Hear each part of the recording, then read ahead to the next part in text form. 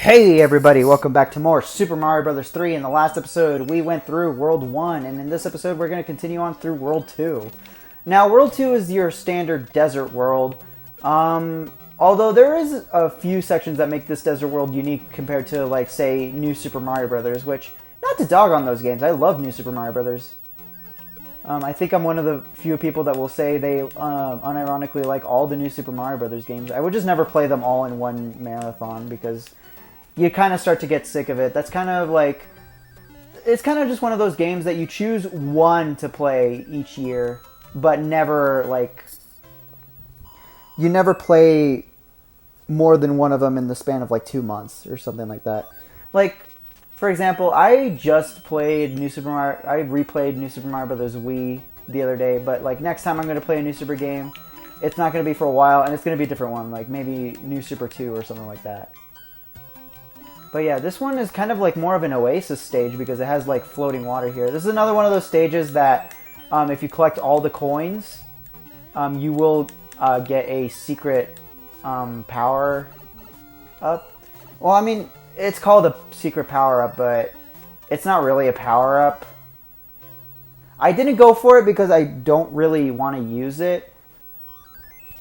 But what that power up is, it's an anchor, which makes it so if you die to an airship stage, you will actually, the airship will actually move to a different spot on the map.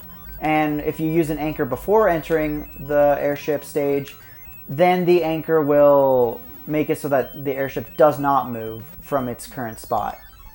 I'll probably die to an airship sooner or later, so you'll get to see it then. But I don't think the anchors warrant any use.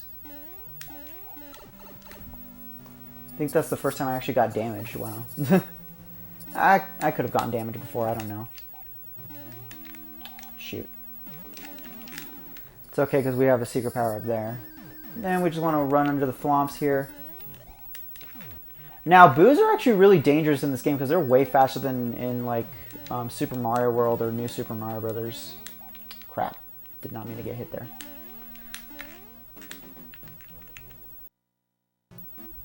Alright, and then here we go against Boom Boom again. I don't think I explained him in the last episode. Okay, I think I cut a bit there. I'm sorry about that, but the time it took me to cut, I actually beat Boom Boom. All he takes is 3 stomps, or 5 fireballs if you have the fire flower. He's not really all too bad. Kind of want that, thank you. Alright, so yeah, so Raccoon Mario, shoot, I got too close to that enemy. Basically, you can wag your tail to hit enemies, or you can run and fly, or you can slow your descent by mashing A while in midair. That power-up we got right there is a Starman. Pretty much that makes you invincible. You run into any enemy, you kill it instead of it hurting you. One thing that's really unique about Super Mario Bros. 3 is that no level in the entire game has a single checkpoint, but they subsidize that by making these levels really short. If you know what you're doing, you can beat each level in about maybe a minute, maybe even less than that. So each individual level is pretty short, which might sound bad, but it's actually to the game's benefit, I feel. Like, it makes this game a whole lot more replayable than, say, something like a new Super Mario Bros. Game or something like Super Mario World. Not to say that Super Mario World isn't extremely replayable, because it is. Yeah, there we go! If you get, if you noticed, we've been collecting those cards at the end of each stage. If you get 3 matching cards, you get a 1-up bonus. Mushroom is 2-up, Fire Flower is 3-up, and as you saw there, Star is 5-up. Oh, frick. That's bad. I kind of don't want to die. Alright. As you see, there's a new mechanic in this game. Before, in Super Mario Bros. 1, if you walked into a Koopa shell, it doesn't matter if you were holding B or anything, you just killed it. Or kicked it. Sorry, not killed it. But in this game, you can actually grab shells if you hold B while running into them. Unlike in Super Mario World, though, if you jump over them, onto them, if you're holding B, it'll still automatically kick them. They didn't fix that until Super Mario World, where as long as you were holding the button, you will pick them up, no problem. But in this game, you actually have to walk to the side of them. Whoa, I kind of like went through that block. A neat little trick for the end of level, if you hold the B button and jump into the corner of that end block right there, you will always get a star as long as you're Super, Raccoon, or Fire Mario.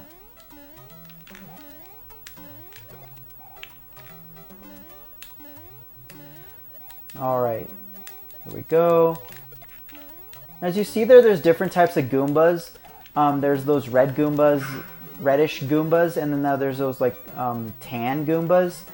If they're normal, they don't have much difference, but red Goombas with wings, which are Paragoombas, they bounce up and down normally, and tan Goombas with wings, they will actually fly instead of just bounce. And not only that, but they'll actually spawn in these micro Goombas, which don't hurt Mario, but they limit his jumping ability.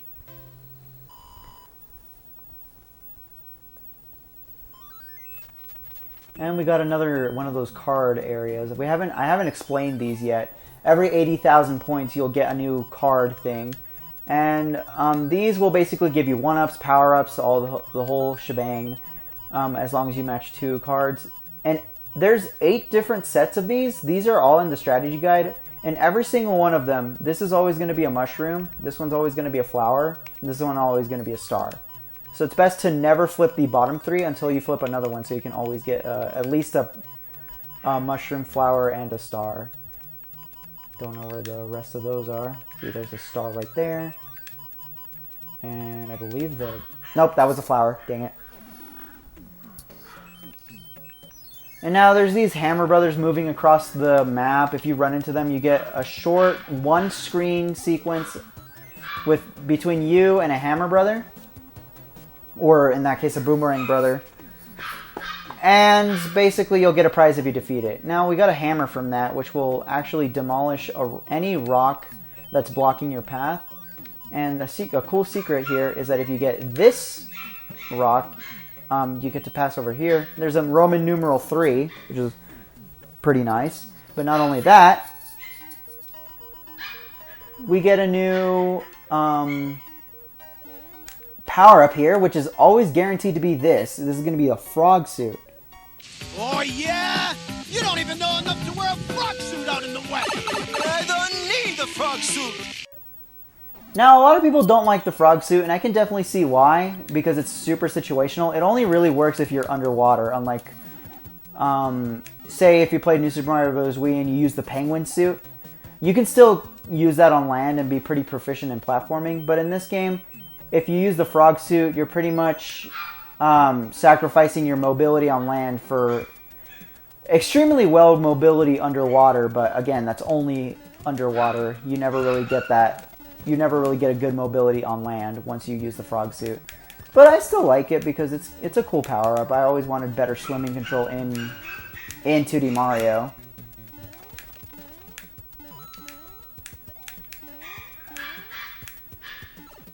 Thinking of having a death counter on the bottom hand corner of the screen just to see how many times how many deaths does it take me to get to the end of the game. Now I'm gonna allow myself to use the power-ups in the overworld like I've been using, but I want to see to make it to the end of the game without using a single cloud power-up or a P-Wing power-up. I already explained the P-Wing, which is basically infinite flight.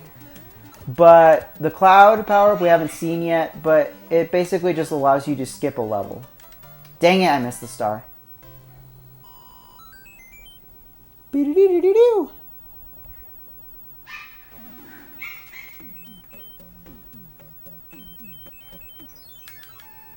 And I believe that is also the castle already. Oh, the king's been transformed. Please find the magic wand. Yeah. Also, if any of you Zelda enthusiasts are watching, this is actually the first appearance of the Fairy Fountain theme Yeah, technically that's not from Zelda. That's from this game, actually. It originated from this game. I don't want to show it off because I don't want to warp to any worlds, but if you were to use the warp whistle, it plays the same tune as Zelda 1 for the NES. And I actually might die here because I just got hit twice without wanting to. Shoot.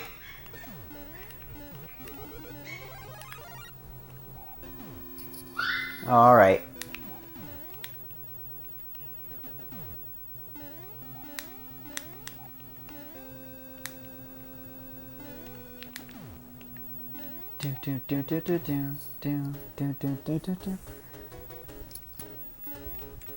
Then there's these rocky wrenches.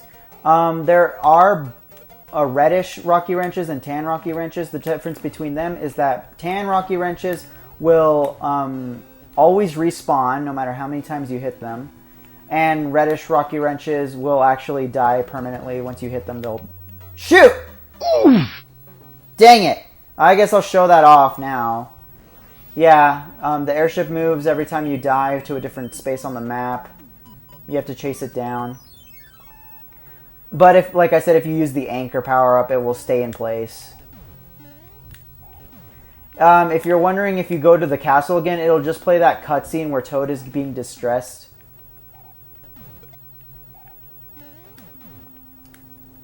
But it won't actually take you to any level or anything. It will just play that cutscene, and once you press A, you'll be taken back to the world map. An interesting little tidbit is that these question mark blocks have the question mark like going around to them in normal levels, but for some reason in the airship levels, I guess because the stage is scrolling up and down, the question mark is static. It won't move at all on the question block.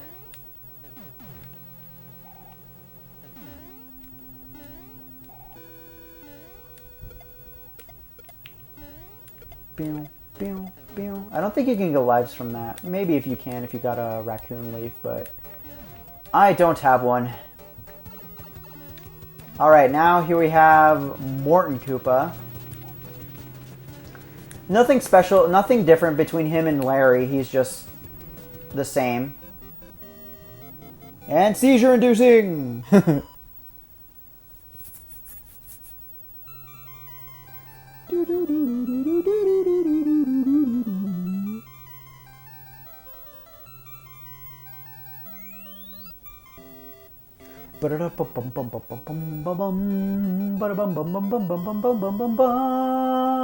That little tune gets used again in Paper Mario 64 whenever you finish a chapter, which is really nice. And Peach gave us a cloud. I was just talking about the cloud power-up. And we move on to my least favorite world in the game. Yay, World 3. Which, even though I said it's my least favorite, I still really like this world. So, you know what? Being a least favorite world in Super Mario Bros. 3, I mean, you could say anything. At the end of the day, it's still a world in Super Mario Bros. 3, so it's still going to be great. So that's what's going to be happening next time. See you guys then.